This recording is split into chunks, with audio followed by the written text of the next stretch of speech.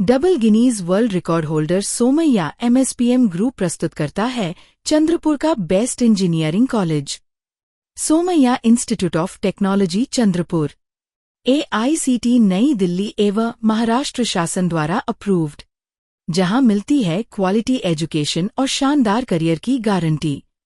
Session 2026-27 के लिए BTech में computer science, data science, aeronautical engineering, artificial intelligence end machine learning, electrical और mining engineering के लिए admission शुरू।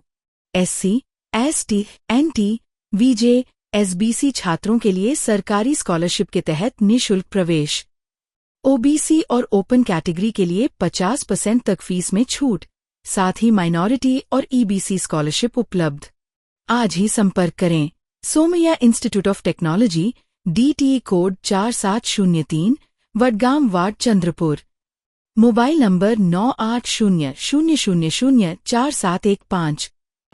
नागपुर में मनसे नेता अमित ठाकरे ने पेपर लीक मामले, बढ़ती आत्महत्याओं और सरकार की कार्यप्रणाली को लेकर तीखा हमला बोला।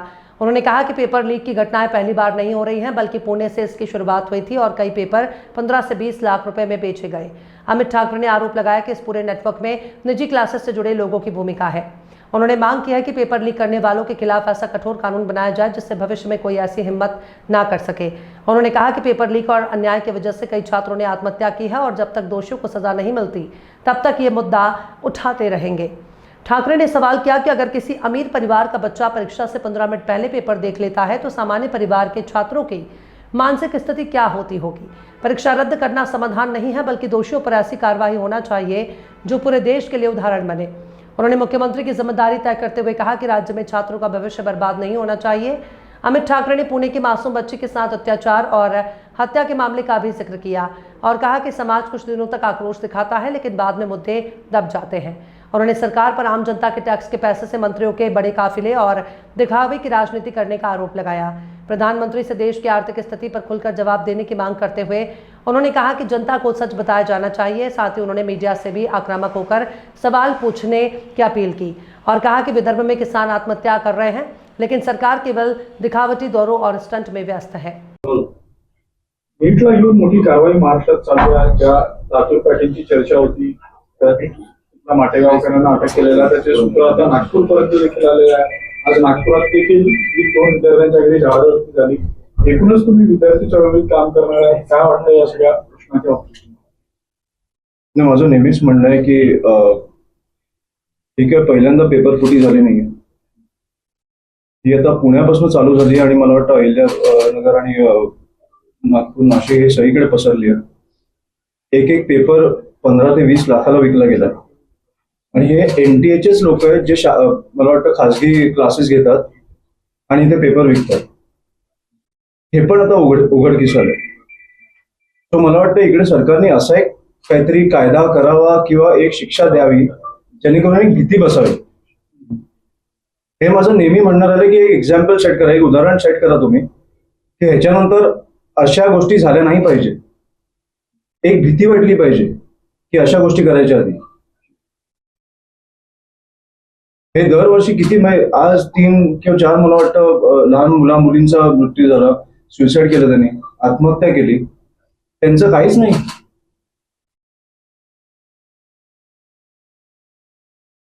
आणि नीटचा विषय मला वाटतं होऊन 4-5 दिवस झाले। मला बरं वाटलं की तुम्ही हा प्रश्न विचारला। हा प्रश्न चालू राहू द्या जोपर्यंत त्या लोकांना शिक्षा नाही होत। हे खूप बघितलं आपण, पेपर फुटी आणि सगळं। मी मगाशी बोललो तसं की एक सामान्य घरातला मुलगा असेल आणि एक असेल ज्याचा वडील श्रीमंत आहे किंवा आई श्रीमंत आहे, तो येऊन दाखवतोय मुलाला की तू 2 वर्ष ज्याच्यासाठी किंवा तू 2 वर्ष याच्यासाठी मेहनत घेतलीस, हा बघ मला पेपर मिळाला। म्हणजे त्या मुला किंवा मुलीवर काय झालं असेल? आणि परीक्षा रद्द करणं हा पर्याय आहे का? त्या मुला मुलींचं काय? तुम्ही तुमचे कमवले। मला वाटतं कुठेतरी कठोर कारवाई झाली पाहिजे, कुठेतरी एक उदाहरण सेट केलं पाहिजे आपण की ह्याच्या पुढे असं झालं तर हीच शिक्षा मिळणार आणि ही शिक्षा जी आहे ती आपण आजच सेट केली पाहिजे।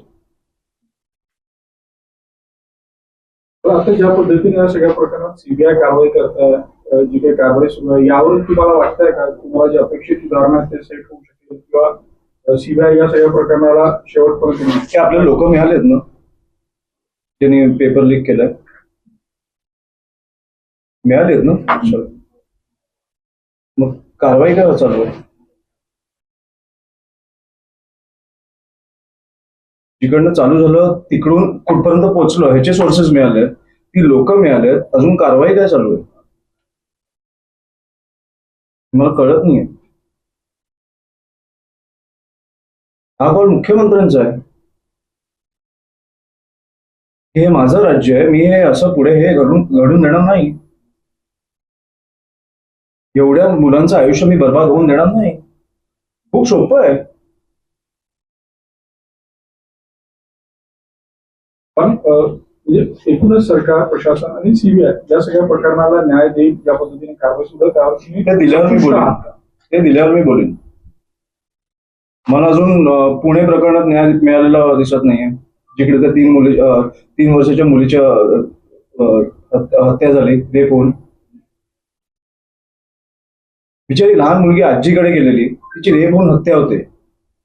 त्याच्यानंतर काय होतं, आपण त्याच्यावरती 2 दिवस बोलतो आणि मग प्रधानमंत्री आपल्या समोर येतात आणि बोलतात की सोनं नाही घ्यायचं, डिझेल नाही घ्यायचं, हे नाही घ्यायचं, ते नाही घ्यायचं, तो विषय संपला.